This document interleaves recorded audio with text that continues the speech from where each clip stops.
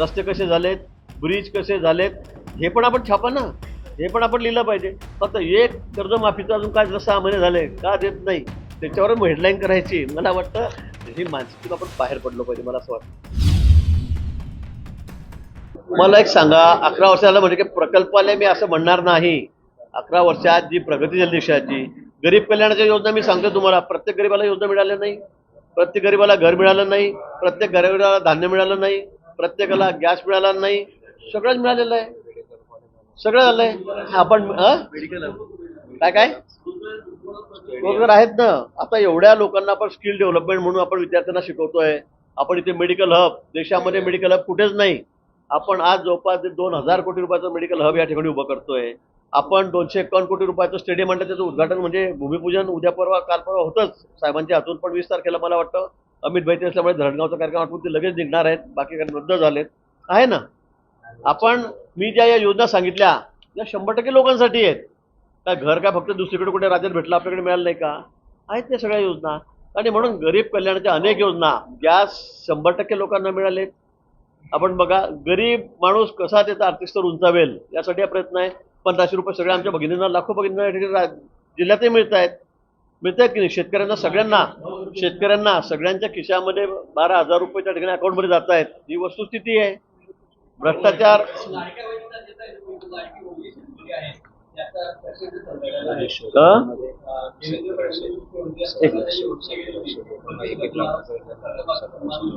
काय काय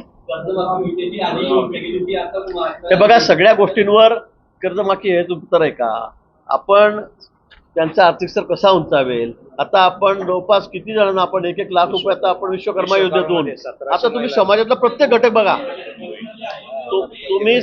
तुम्ही समाजातला प्रत्येक घटक बघा, प्रत्येक घटक की त्याचा बारकाईने विचार करून, अगदी मिस्त्री काम करणार आहे, कारागीर काम करणार आहे, त्यांना सुद्धा सगळं साहित्य आपण देतो. त्यांना आता आपण ट्रेनिंग देतो आहोत. पण तुम्ही एखादा विषय धरता आणि 50 गोष्टी झाल्या त्या सगळ्या सोडून द्यायच्या. मला वाटतं ही मानसिकता आपण त्यातून आपण भारी पडलो पाहिजे. अमृत योजना आहे, पाणी पुरवठ्याची, आज लाखो कोटी रुपये खर्च करून आज पूर्ण देशामध्ये प्रत्येकाच्या घरी नळ, पूर्वी पाण्यासाठी किती म्हणून आज ती योजना कारवाई झालेली आहे. पण 50 गोष्टी सोडायच्या आणि फक्त एकच गोष्ट का तुम्ही शब्दाला झाली नाही देऊ आम्ही. मला वाटतं आम्ही आमच्या काळामध्ये पूर्वी पण कर्जमाफी योजना केलेली होती. आमचे मुख्यमंत्री सक्षम आहेत, आमचे दोन्ही उपमुख्यमंत्री सक्षम आहेत.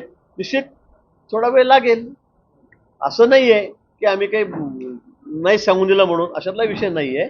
पण मला असं वाटतं की इतक्या योजना होत असताना, इतक्या योजना होत आहेत, इतक्या योजना गरीबपर्यंत चालल्या आहेत. यापूर्वी आपण एक कार्यकाळ बघितला 2014 पूर्वीचा, काय इन्फ्रास्ट्रक्चर होतं, काय रस्ते होते तुम्ही मला सांगा. आज तुम्ही इंदोरला जा, आज तुम्ही इकडे मुंबईला धुळ्याकडून जा, चाळीसगावकडून जा, तुम्ही पुण्याला जा, तुम्ही इकडे नागपूरला जा, आज काय परिस्थिती आहे इन्फ्रास्ट्रक्चरची. रस्ते कसे झालेत, ब्रिज कसे झालेत, हे पण आपण छापा ना, हे पण आपण लिहिलं पाहिजे. फक्त एक कर्जमाफीचं अजून काय जसं 6 महिने झाले का देत नाही, त्याच्यावर हेडलाईन करायची. मला वाटतं ही मानसिकतेतून आपण बाहेर पडलो पाहिजे, मला असं वाटतं. आज मोदीजींनी ज्या देशाला ज्या गतीने पुढे नेत आहेत त्यामध्ये मीडियाचाही मोठा सहभाग आहे. आपण सगळं दाखवतात कशा पद्धतीने मोदीजी दररोज उद्घाटन करतायत. आपण रेल्वे सेवा कशी फास्ट चाललेली आहे, कशा पद्धतीने नवीन ट्रॅक पडतायत, किती गती त्याला आलेली आहे, किती फास्ट ट्रेन आमच्याकडे आहे. म्हणजे आम्ही कधी विचार केला होता का असा? तुम्ही बघितलं असेल, वंदे भारत ट्रेन बघितली असेल. आम्ही फॉरेनमध्ये गेलो की फक्त ट्रेन बघायला जायचो की कशी काय दार ऑटोमॅटिक लागतात, कशी काय जमिनी खालून जाते. आता आम्ही मुंबईला गेलो की आम्ही खालून जमिनी खालून समुद्राखालून चाललोय. हे कधी नव्हतं, हे झालं आता. मला वाटतं का रस्त्याची कामं चालू आहे. आजही मी पाहून आलो, रस्त्याची कामं चालू आहेत, रस्त्याची कामं सुरू आहेत. अजूनही मी आज परवा सीएम साहेबांना 4 दिवसापूर्वी आम्ही भेटलो. 100 कोटी रुपये पुन्हा ते देत आहेत, तुमची रस्त्याची कामं पूर्ण करून घ्या. ठीक आहे, थोडंफार मागे पुढे झालं, पण आता रस्त्याची कामं चालू नाहीत का? आता आपण या रस्त्यानेच जा. आता पूर्वी काय परिस्थिती होती, आज काय परिस्थिती आहे, मेन रोड सगळ्या जा, सगळ्या दूर रस्त्याची कामं चालू आहेत की नाही. आणि मला वाटतं या 4 महिन्यामध्ये 3 महिन्यामध्ये राहिलेले सगळे कामं जे मेन रस्त्याची कामं आहेत ती आम्ही पूर्ण करतो. आता आपण मेरूनला त्या ठिकाणी जवळपास 20 कोटी रुपये मी दिलेत, तिथे आपण चौपाटी उभी करतोय. आपण 250 कोटी रुपये दिले, तिथे आपण स्टेडियम उभं करतोय. या जुन्या स्टेडियमला मीच मंत्री होतो त्यावेळेला 20 कोटी रुपये दिले, त्याचं काम आता सुरू झालेलं आहे. आहेत या गोष्टी, नाही असं नाही आहे. आता तुम्ही म्हणतात खरं आहे, थोडा उशीर झाला मला रस्ते करायला, पण आता आपण 200 कोटी वाले घेतलेत, आता 100 कोटी रुपये आपण आणलेले आहेत. आता त्याचं काम आता तुम्ही बघा 4 महिन्यामध्ये तुम्हाला सगळे जळगावचे रस्ते व्यवस्थित झालेले दिसतील.